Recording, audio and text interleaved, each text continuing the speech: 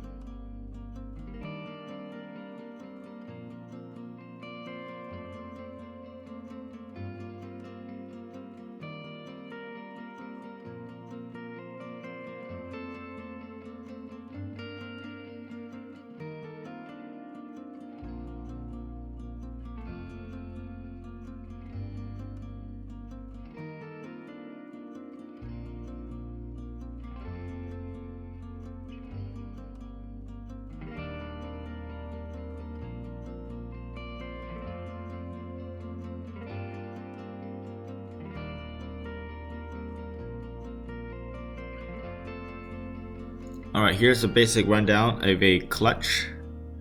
We got a few major components. We got a crankshaft, we got a flywheel, we got a clutch plate, we got a clutch cover, a diaphragm spring, a clutch reservoir, and a clutch pedal. When the driver wants to release the clutch, he simply presses down on the clutch pedal, which activates the clutch reservoir. This reservoir pumps hydraulic fluid to the diaphragm spring, and with this force with the hydraulic fluid being pressured into the diaphragm spring itself would pressure the clutch cover, and the clutch cover would the part being pressured, the release levers would put pressure on the clutch plate, and this would force the clutch plate off the flywheel. So this would release the clutch, so the flywheel and the clutch plate would no longer have direct contact, and if the flywheel is if the crankshaft from the engine of the car supposedly is still running, the flywheel would be still turning, but the clutch plate would the shafts on the clutch plate would not be moving because they're disconnected.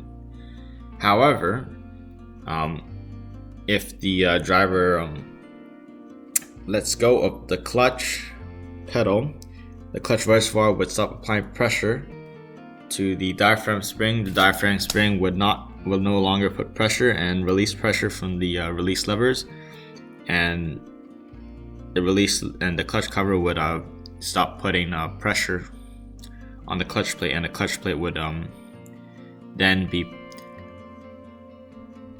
pushed back with the mechanism between the clutch plate and clutch cover to the flywheel, connecting them. And with them connecting and supposedly the crankshaft driving the flywheel, the friction between the flywheel and the clutch plate would both turn the shafts on the flywheel and the clutch plate to move. So here's just a basic rundown of the clutch.